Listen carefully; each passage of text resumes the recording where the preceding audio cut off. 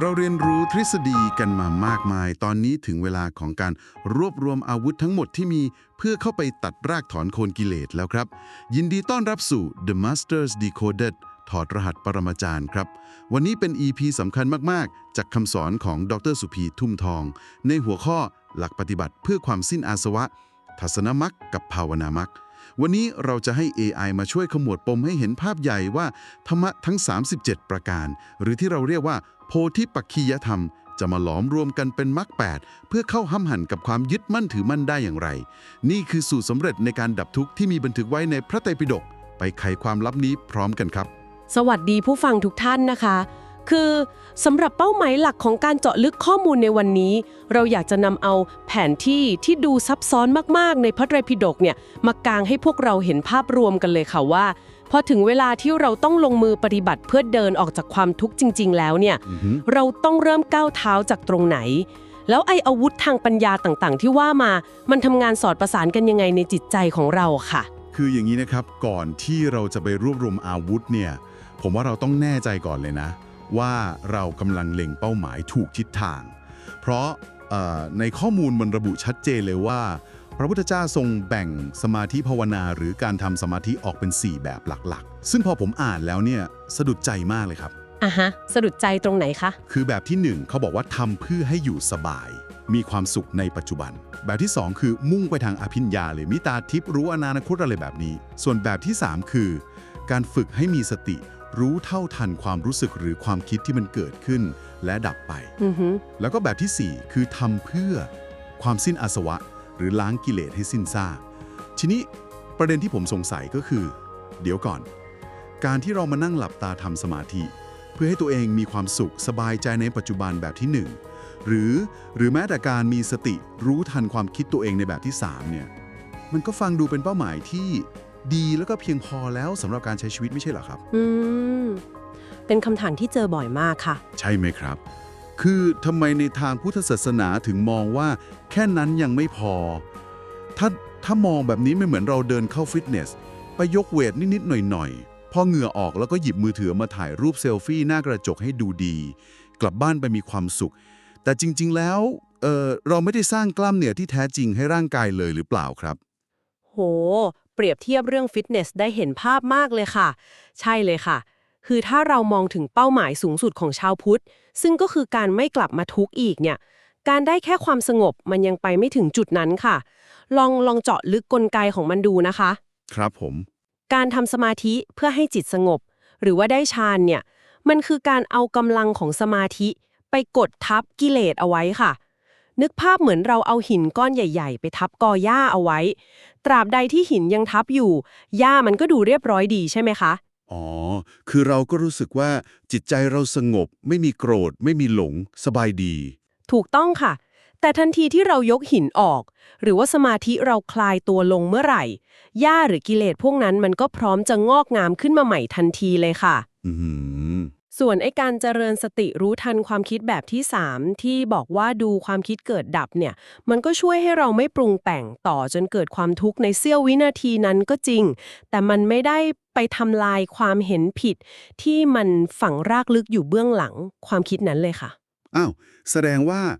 โครงสร้างของความเห็นผิดเนี่ยมันยังอยู่ครบถ้วนสมบูรณ์เลยแค่เราเอาหินไปทับมันไว้ชั่วคราวเท่านั้นเองเลยครับใช่ค่ะยังอยู่ครบเลยดังนั้นถ้าเป้าหมายเราคือสมาธิภาวนาแบบที่ 4คือความสิ้นอาสวะเนี่ยเราต้องเปลี่ยนโหมดเลยค่ะเปลี่ยนจากการทำสมาธิเพื่อความสงบไปสู่การยกจิตขึ้นสู่วิปัสสนาเท่านั้นวิปัสสนานี่คือยังไงนะครับวิปัสสนาแปลว่าการเห็นแจ้งค่ะคือเห็นความจริงของธรรมชาติไม่ใช่แค่การทำใจให้สบายนิ่งๆหรือ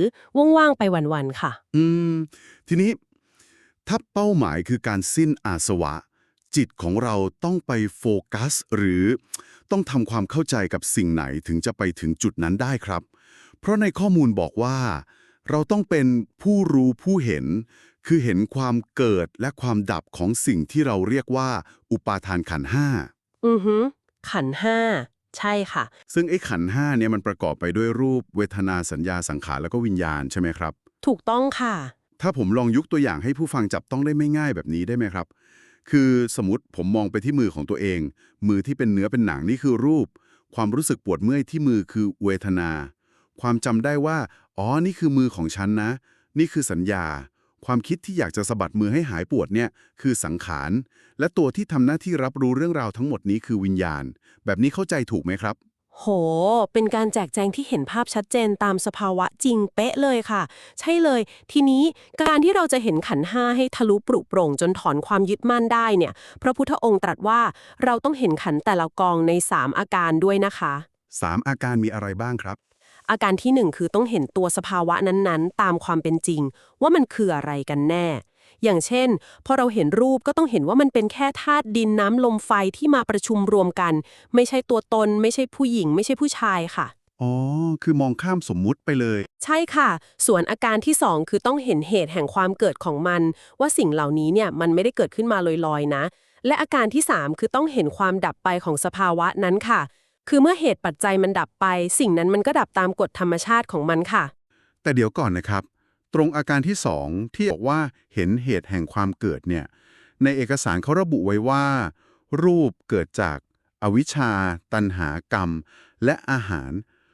คำว่าอาหารในที่นี้เนี่ยหมายถึงข้าวกะเพราไก่ไข่ดาวที่เรากินเข้าไปจริงๆ หรือว่ามันเป็นคำเปรียบเปรยทางธรรมครับ เป็นได้ทั้งสองอย่างเลยค่ะ คืออธิบายแบบนี้นะคะ ถ้าเราพูดถึงรูปประขันหรือร่างกายเนื้อหนังมังสาของเราเนี่ย มันก็ปฏิเสธไม่ได้เลยใช่ไหมคะว่ามันต้องอาศัยอาหารทางกาย หรือพวกข้าวปลาอาหารที่เรากินเข้าไปเพื่อหล่อเลี้ยงเซลล์ให้ดำรงอยู่ได้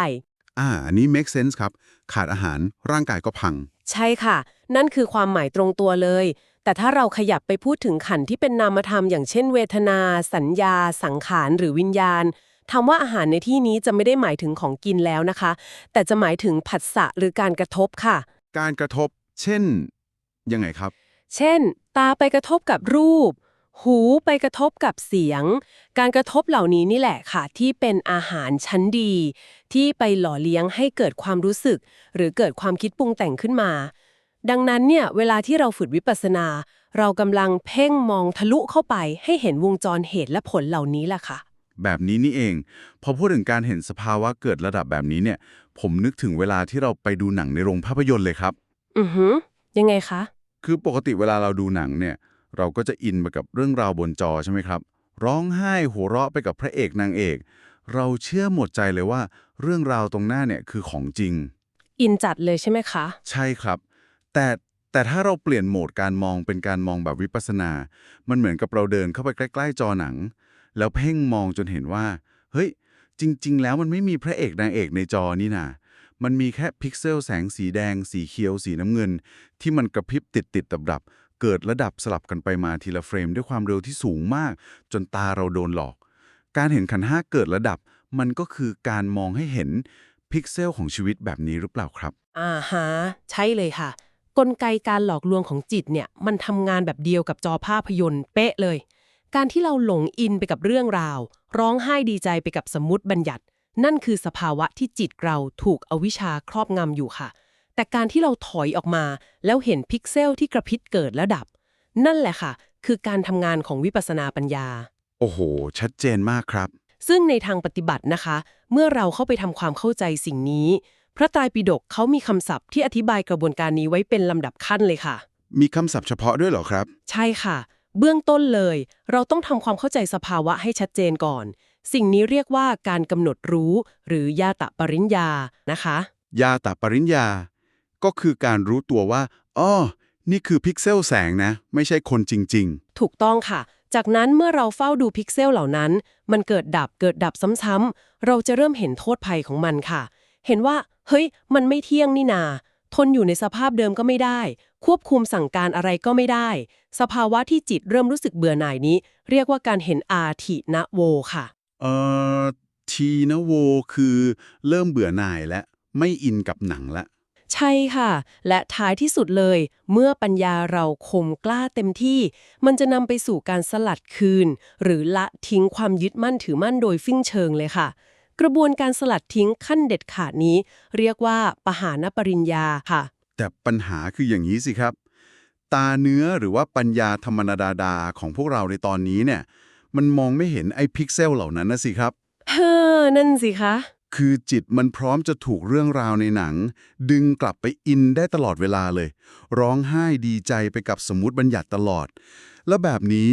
เราจะไปหาเครื่องมืออะไรมาช่วยรับปัญญาให้มันคมพอที่จะมองทะลุจออย่างนี้ได้ล่ะครับนี่แหละค่ะคือจุดที่เราต้องอาศัยกองหนุนที่เราเกริ่นกันไว้ตอนต้นรายการค่ะอ๋อ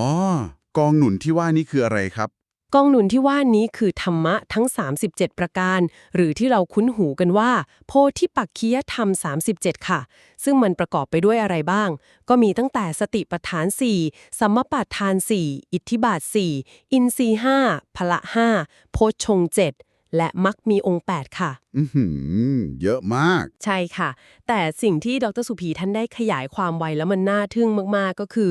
ธรรมะทั้ง37ข้อนี้เนี่ยจริงๆแล้วมันไม่ใช่สิ่งที่ต่างคนต่างอยู่หรือกระจัดกระจายกันนะคะ อ้าวไม่ใช่เหรอครับไม่ใช่ค่ะ แต่มันคือสภาวธรรมเดียวกัน ที่พัฒนาและเติบโตขึ้นตามลำดับความเข้มแข็งของจิตเราต่างหากค่ะ ทุกอย่างมันจะถูกดึงมารวมลงที่เดียวกัน คือรวมลงในจิต และเมื่อมันหลอมรวมกันอย่างสมบูรณ์ปุ๊บ มันจะกลายเป็นสิ่งที่เรียกว่าอริยมรรคมีองค์8ซึ่งเปรียบเสมือนเรือลำใหญ่เลยค่ะ ที่จะพาพวกเราข้ามฝั่งจากความทุกข์ไปสู่ความดับทุกข์ แต่พอได้ยินตัวเลข37ข้อเนี่ยผมว่าผู้ฟังหลายคนรวมถึงตัวผมด้วย อาจจะเริ่มรู้สึกท้อนะครับ เข้าใจความรู้สึกเลยค่ะ คือถ้าเราในฐานะผู้ปฏิบัติเนี่ยต้องมานั่งจำแล้วพยายามทำให้ครบทีละข้อแยกกันไปเลยหรือเปล่าครับแบบวันนี้ฉันจะฝึกสติปัฏฐานนะพรุ่งนี้ฉันต้องไปฝึกอิทธิบาทเหมือนที่เราต้องไปเก็บหน่วยกิตมหาวิทยาลัยให้ครบ100หน่วยกิตเราอาจจะลงเรียนวิชาที่ชื่อต่างกันไปในแต่ละเทอมแต่เป้าหมายคือเพื่อให้หน่วยกิตทั้งหมดมันมารวมกันในตัวเราจนเราเรียนจบกลไกมันเป็นแบบการเก็บสะสมทีละวิชาแบบนี้ไหมครับอืมการเปรียบเทียบเรื่องการเก็บหน่วยกิตเนี่ยช่วยให้เห็นภาพเป้าหมายปลายทางได้ดีเลยค่ะ แต่ว่าในแง่ของการลงมือปฏิบัติจริงๆแล้วสภาวธรรมเหล่านี้มันไม่เคยแยกกันเกิดเลยนะคะ ไม่เคยแยกกันเกิดหมายความว่ายังไงครับคือมันไม่ได้มาเข้าแถวต่อคิวกันมาทีละข้อค่ะ แต่มันเกิดร่วมกันในจิตทันที ในขณะที่เรามีสติรู้เท่าทันปัจจุบันค่ะ ดิฉันขอยกตัวอย่างให้เห็นภาพชัดๆนะคะ ครับผม สมมติว่าในขณะที่เรากำลังเจริญสติปัฏฐาน คือเรามีสติระลึกรู้ร่างกายของเรา ความพยายามที่เราจะไม่เผลอใจลอยไปคิดเรื่องอื่นเนี่ยนั่นก็คือสัมมัปปทานหรือความเพียรแล้วใช่ไหมคะอ๋อใช่ครับแล้วความตั้งใจที่เราจดจ่ออยู่กับสิ่งนั้นมันก็คือสมาธิและการที่เราไม่ได้ไปละเมิดข้อห้ามใดๆทางกายและวาจาในขณะนั้นศีลก็เกิดขึ้นมารองรับปัญญาทันทีเลยค่ะเฮ้ยจริงด้วยคือสติความเพียรสมาธิแล้วก็ศีลมันเกิดพร้อมกันเลยใช่ค่ะมันถักทอเข้าด้วยกันเหมือนเส้นได้เส้นเล็กๆที่รวมกันเป็นเชือกเกลียวที่แข็งแรงมากๆดังนั้นผู้ปฏิบัติเนี่ยไม่จำเป็นต้องมากังวลเลยค่ะว่าจะต้องมานั่งท่องจำหรือว่าทำแยกทีละข้อให้ปวดหัวเมื่อเราเจริญวิปัสสนาอย่างถูกต้องธรรมะทั้ง37ประการนี้จะหล่อเลี้ยงซึ่งกันและกันโดยอัตโนมัติเลยค่ะฟังดูเหมือนระบบนิเวศที่มันเกื้อกูลกันเองเลยนะครับถูกต้องค่ะและเมื่อมันรวมพลังกันไปถึงจุดสูงสุดในเสี้ยววินาทีเดียวมันจะก่อตัวเป็นมัชชิมาปฏิปทาหรือทางสายกลางที่มีกำลังมหาศาลมากในการเข้าไปตัดกิเลสค่ะแล้วในแหล่งข้อมูลยังมีอีกจุดหนึ่งที่น่าสนใจมากครับคือเรื่องจริตของผู้ปฏิบัติที่เขาแบ่งเป็น2สายใหญ่ๆคือตัณหาจริตกับทิฏฐิจริตผมเข้าใจว่าตัณหาจริตคือคนที่มักจะติดในความสุขทางประสาทสัมผัสติดในรูปรสกลิ่นเสียงแบบนี้ใช่ไหมครับใช่ค่ะรักสวยรักงามชอบความสบายส่วนทิฏฐิจริตก็คือคนที่ติดในความคิดทฤษฎีชอบถกเถียงเชิงปรัชญาหรือคนที่ชอบฝึกสมาธิจนได้ฌานลึกๆผมสงสัยว่าตรงนี้มันมีผลต่อการเลือกใช้อาวุธหรือว่าโพธิปักขิยธรรมยังไงบ้างครับมีผลโดยตรงกับประตูทางเข้าในการปฏิบัติเลยค่ะประตูทางเข้าใช่ค่ะสำหรับกลุ่มตัณหาจริตที่มักจะไปยึดติดในความสุขทางร่างกายหรือความรู้สึกเนี่ยพระพุทธองค์ก็จะทรงแนะนำให้เริ่มต้นจากการพิจารณากายหรือเวทนาเป็นหลักค่ะเพื่อให้เห็นความไม่งามแล้วก็ความไม่เที่ยงของสิ่งที่ตัวเองไปหลงติดอยู่ตีตรงจุดที่ติดเลยใช่ค่ะ ส่วนกลุ่มทิฏฐิจริตที่มักจะไปยึดติดในความคิดความเห็นหรือสภาวะสมาธิที่มันลึกซึ้งพวกนี้ก็จะเหมาะกับการพิจารณาจิตหรือพิจารณาธรรมเป็นหลักค่ะเพื่อให้รู้เท่าทันความคิดและสลัดคืนความเห็นผิดของตัวเองได้อ๋อคือเข้าคนละประตู ถูกต้องค่ะแต่สิ่งที่เป็นความมหัศจรรย์ของระบบนี้ก็คือไม่ว่าผู้ปฏิบัติจะเดินเข้าผ่านประตูบานไหนของสติปัฏฐานก็ตามท้ายที่สุดแล้วเนี่ยกลไกการทำงานของจิตมันจะดึงธรรมะที่เหลือมารวมกันและเส้นทางทุกสายจะไปบรรจบที่จุดเดียวกันนั่นก็คือการหลอมรวมของมรรคมีองค์8ในจิตนั่นเองค่ะเข้าใจแจ่มแจ้งเลยครับเหมือนเริ่มต้นเดินมาจากคนละเส้นทางแต่สุดท้ายก็มาบรรจบที่ถนนสายหลักเส้นเดียวกันเป๊ะทีนี้เมื่อเรารวบรวมอาวุธทั้งหมดจนมันหลอมรวมกลายเป็นมรรคแปดที่สมบูรณ์ในจิตหรือที่ภาษาธรรมเรียกว่าเกิดมรรคสมังคีแล้วเนี่ยดาบแรกที่เราต้องฝ่าไปให้ได้เรียกว่าทัศนมรรคมันแปลว่ามรรคที่เกิดจากการเห็นใช่ไหมครับผมอยากรู้ว่าอาวุธชิ้นนี้มันจะพุ่งเข้าไปตัดกิเลสตัวไหนเป็นตัวแรกครับ ใช่ค่ะทัศนมรรคคือการเห็นความจริงระดับอริยสัจเป็นครั้งแรกซึ่งนั่นก็คือการก้าวเข้าสู่สภาวะของพระโสดาบันนั่นเองค่ะเมื่อมรรค8มันรวมตัวกันเต็มกำลังแล้วดาบแรกนี้จะฟาดฟันลงไปทำลายสิ่งที่เรียกว่าสังโยชน์3หรือเครื่องร้อยรัดจิตใจ3ประการให้ขาดสะบั้นลงอย่างเด็ดขาดเลยค่ะมีตัวตน ข้อมูลระบุว่ามันสามารถซอยย่อยออกไปได้ถึง 20 อาการเลย กลไกของไอ้20 อาการเนี้ยมันจับคู่กันมายังไงครับเนี่ยสกายทิฏฐิ20อาการนี้นะคะมันมาจากการที่เราเอาอุปาทานขันธ์ทั้ง5ที่เราคุยกันไปเมื่อกี้รูปเวทนาสัญญาสังขารวิญญาณเนี่ยมาคูณกับรูปแบบการยึดติด4อาการค่ะอ๋อ5คูณ4เป็น 20ใช่ค่ะลองเจาะไปที่รูปหรือร่างกายของเราก่อนนะคะอาการที่1คือเห็นขันธ์เป็นตนก็คือยึดเอารูปเป็นตัวเราตรงๆเลยอาการที่2คือเห็นตนมีขันธ์อาการที่3คือเห็นขันธ์ในตนและอาการที่4คือเห็นตนในขันธ์ค่ะเมื่อเราเอา4รูปแบบนี้ไปคูณกับขันธ์ทั้ง5เราก็จะได้ความเห็นผิด20รูปแบบที่มันซ่อนเร้นและแอบทำงานอยู่ในจิตใจเราตลอดเวลาเลยค่ะขอผมลองยกตัวอย่างในชีวิตประจำวันดูนะครับ ว่าผมเข้าใจถูกไหม ได้เลยค่ะสมมุติเราพูดถึงอาการที่ที่บอกว่า เห็นรูปเป็นตน มันก็คือเวลาเราส่องกระจก เราเห็นภาพสะท้อนแล้วเราสรุปทันทีเลยว่า นี่แหละคือฉัน ใช่ค่ะส่วนอาการที่2เห็นตนมีรูปก็คือความรู้สึกที่ว่าฉันเนี่ยมีน้ำหนัก60กิโลกรัมทั้งที่ไอ้60กิโลกรัมนั้นน่ะมันคือมวลของธาตุดินกับน้ำที่รวมกันต่างหากไม่ใช่ฉันสักหน่อยฮะ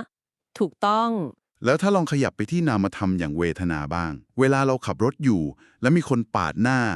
เราโกรธจัดปรี๊ดขึ้นมาเลย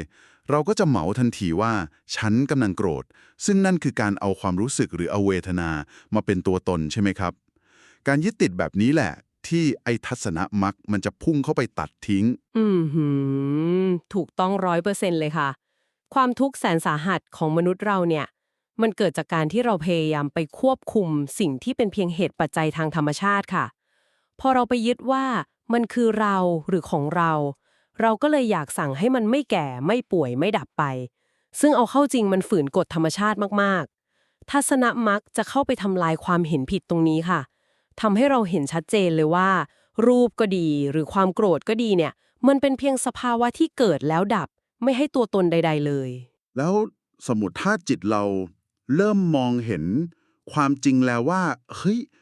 ตัวเราไม่มีนี่นาร่างกายนี้ก็ไม่ใช่ของเราจิตมันจะยอมรับสภาวะนั้นได้ง่ายๆเลยเหรอครับหรือว่ามันจะพยายามหาทางออกอื่นเพื่อหนีความจริงเช่นแบบการตั้งคำถามหรือเกิดความลังเลสงสัยขึ้นมาซึ่งผมเดาว่ามันน่าจะนำไปสู่สังโยชน์ตัวที่2ใช่ไหมครับคือวิจิกิจฉาที่ข้อมูลบอกว่ามี8อาการมันมีกลไกการทำงานยังไงบ้างครับตัวนี้เดาได้แม่นมากค่ะคือจิตที่มันคุ้นชินกับการมีตัวตนมาตลอดเนี่ยพอโครงสร้างความเชื่อนี้มันถูกสั่นคลอนกลไกป้องกันตัวอัตโนมัติของมันก็คือความลังเลสงสัยนี่แหละค่ะแต่วิจิกิจฉาในที่นี้นะคะไม่ใช่ความสงสัยทั่วไปแบบว่าวันนี้จะกินอะไรดีนะหรือรถเมล์สายนี้ไปไหนไม่ใช่นะคะอ้าวแล้วมันคือความสงสัยแบบไหนครับมันเป็นความลังเลสงสัยที่เป็นกิเลสที่มาขวางกั้นสติปัญญาค่ะมี8อย่างด้วยกันคือ 1. สงสัยในพระพุทธเจ้า 2. สงสัยในพระธรรม 3. สงสัยในพระสงฆ์ 4. สงสัยในการฝึกปฏิบัติหรือสิกขา 5. สงสัยในอดีตว่าเราเคยเกิดมาไหมนะ 6. สงสัยในอนาคตว่าตายแล้วเราจะไปไหน 7. สงสัยทั้งอดีตและอนาคตเลย และข้อสุดท้ายที่สำคัญที่สุดข้อ 8 คือสงสัยในปฏิจจสมุปบาทหรือกฎแห่งเหตุและปัจจัยค่ะ ข้อ 8 นี้น่าสนใจมากครับไอ้กลไกของการสงสัยในกฎแห่งเหตุและปัจจัยเนี่ยมันแสดงออกยังไงในชีวิตประจำวันของเราครับลองสังเกตดูนะคะ เวลาที่เกิดเรื่องร้ายๆขึ้นในชีวิตมนุษย์เรามักจะตั้งคำถามเสมอว่าทำไมต้องเป็นฉันทำไมคนดีๆถึงต้องมาป่วยหนัก หรือทำไมคนที่เอาเปรียบคนอื่นถึงรวยเอา จริงครับได้ยินบ่อยมาก การตั้งคำถามแบบนี้เบื้องลึกแล้วมันเกิดจากการที่เราไม่เข้าใจค่ะว่าทุกสรรพสิ่งมันเกิดขึ้นเพราะมีเหตุและปัจจัยมาประชุมพร้อมกัน เมื่อเหตุพร้อมผลมันก็เกิด มันไม่มีหรอกค่ะใครเบื้องบนที่จะมาคอยดลบันดาลหรือมีสมุดจดบันทึกให้รางวัลหรือทำโทษใคร และมันก็ไม่มีความบังเกินด้วยนะคะ คือทุกอย่างมีทีแม้ที่ไปหมด ใช่ค่ะ เมื่อเราไม่เข้าใจกฎปฏิจจสมุปบาทนี้ เราก็จะตกอยู่ในความสงสัย แล้วก็จมอยู่กับความรู้สึกว่า โลกนี้มันไม่ยุติธรรม ทัศนมรรคเมื่อมันเกิดขึ้นในจิต มันจะเข้าไปทำลายความสงสัยข้อนี้จนหมดสิ้นเลยค่ะ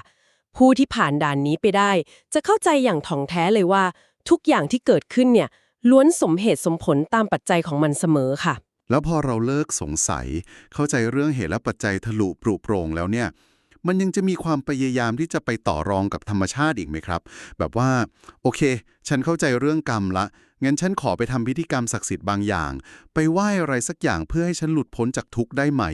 ซึ่งผมว่ามันน่าจะเชื่อมโยงกับสังโยชน์ตัวสุดท้ายแน่เลยคือศีลพัตตปรามาสใช่ไหมครับเป็นการเชื่อมโยงกลไกของจิตได้ตรงจุดมากค่ะ ใช่เลยศีลพัตตปรามาสมันคือการยึดถือศีลและวัดปฏิบัติแบบผิดทิศผิดทางค่ะ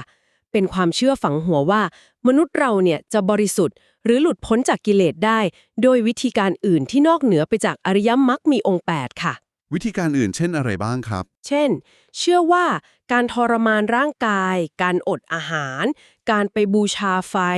หรือแม้แต่การสมาทานศีลอย่างเคร่งครัด เพียงเพราะหวังผลให้ตัวเองดูเป็นคนดี มีบารมีเหนือคนอื่น โดยที่ไม่ได้เอาศีลนั้นไปใช้เป็นฐานรองรับปัญญาเพื่อลดละกิเลสเลย อ๋อคือทำดีแต่ผิดวัตถุประสงค์ ถูกต้องค่ะ พระโสดาบันเนี่ยจะไม่มีความเชื่อแบบลัทธิภายนอกเหล่านี้หลงเหลืออยู่เลยนะคะ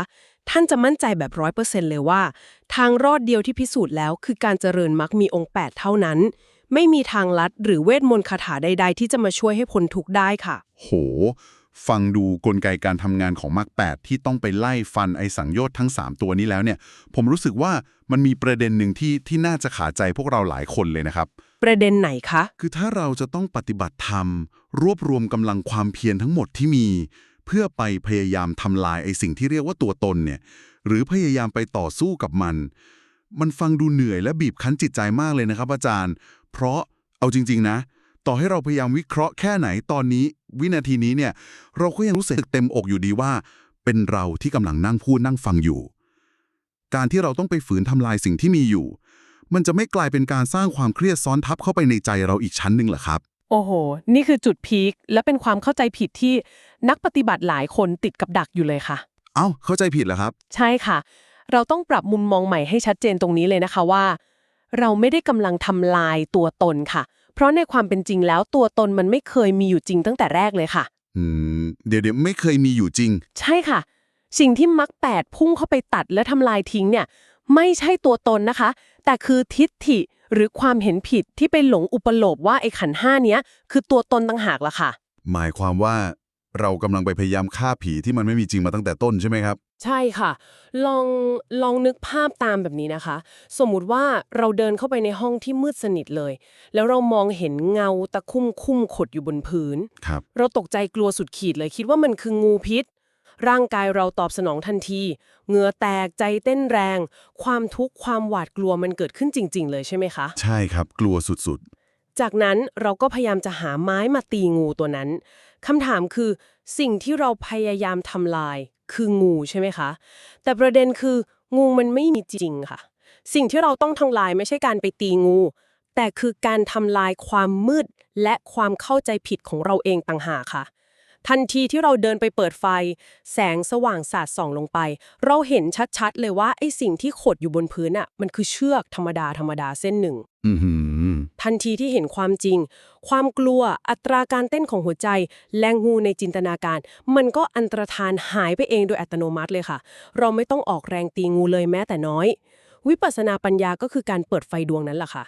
เมื่อไฟสว่าง เราเห็นชัดว่าขันธ์ห้ามันทำงานตามเหตุปัจจัย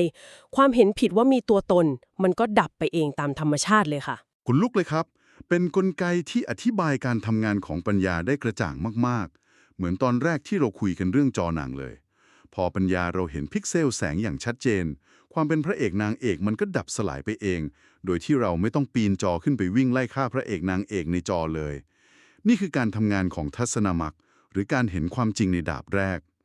แล้วหลังจากที่เราเปิดไฟ เห็นเชือก หรือเห็นพิกเซลบนจอภาพยนตร์แล้วเนี่ย การเดินทางของจิตมันไปจบแค่นี้เลยไหมครับ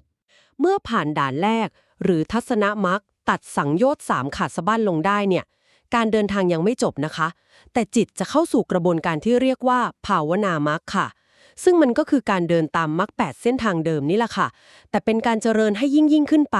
ทำซ้ำๆเพื่อตามกวาดล้างกิเลสส่วนที่เหลือ อย่างพวกความกำหนัดยินดี หรือความหงุดหงิดขัดเคือง ให้มันเบาบางแล้วก็สิ้นซากไปตามลำดับขั้น ทั้งระดับสกทาคามี อนาคามี จนไปถึงอรหัตตมรรคซึ่งเป็นการดับความยึดมั่นถือมั่นอย่างสมบูรณ์แบบที่สุดค่ะ เป็นการกางแผนที่การเดินทางที่ทำให้พวกเราเห็นตั้งแต่ต้นทาง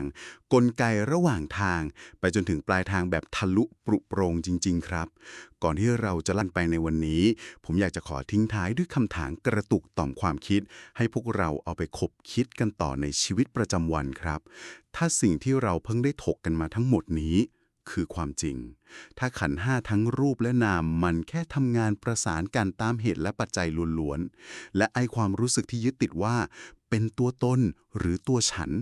มันเป็นเพียงแค่งูในจินตนาการที่เกิดจากความเห็นผิดท่ามกลางความมืดมิดคำถามคือ แล้ววินาทีนี้ใครกันแน่ครับที่กำลังนั่งฟังการถอดรหัสข้อมูลครั้งนี้อยู่ และใครกันแน่ที่กำลังพยายามจะปฏิบัติธรรมเพื่อเอาชนะกิเลสฝากไว้ให้ลองไปสังเกตใจตัวเองกันดูนะครับ โอ้โห เป็นมุมมองที่เหมาะจะนำไปพิจารณาต่อยอดในทางปฏิบัติมากๆเลยค่ะ สำหรับวันนี้เวลาของเราหมดลงแล้วครับ แต่ก่อนจะจากกันไป ผมมี3เรื่องสำคัญที่จะขอเชิญชวนทุกท่านครับ ข้อแรกเลย เพื่อให้กำลังใจทีมงานและเป็นธรรมทาน เชิญชวนให้ผู้ฟังทุกท่านช่วยกันกด subscribe กดไลค์และกดแชร์สิ่งดีๆนี้ เพื่อส่งต่อความรู้ที่ประเมินค่าไม่ได้นี้ให้กับผู้อื่นด้วยนะครับ ข้อที่2สำคัญมากสำหรับท่านที่ฟังแล้วรู้สึกว่าต้องไปฟังสภาวะธรรมเหล่านี้แบบเต็มๆ ขอให้ผู้ฟังคลิกลิงก์ที่อยู่ใต้คลิป YouTube นี้ เพื่อเข้าไปฟังรายละเอียดการบรรยายฉบับสมดุลของอาจารย์สุพีทุมทองได้เลยครับ และข้อสุดท้ายผมขอเน้นย้ำให้ทราบเลยว่า การบรรยายคลิปเต็มของอาจารย์นั้น มีอรรถรสน่าติดตามมากๆ และที่สำคัญทุกท่านจะได้รับความรู้เกี่ยวกับภาษาบาลีสำหรับผู้ที่ไม่รู้ภาษาบาลีด้วย ถือเป็นการเปิดโลกการศึกษาพระไตรปิฎกที่สนุกและลึกซึ้งมากๆครับ ขอให้ทุกท่านมีความสุขกับการศึกษาธรรมะ และมีดวงตาที่เห็นธรรมนะคะ สวัสดีค่ะ แล้วพบกับการถอดรหัสในครั้งใหม่ได้ในโอกาสหน้า สวัสดีครับ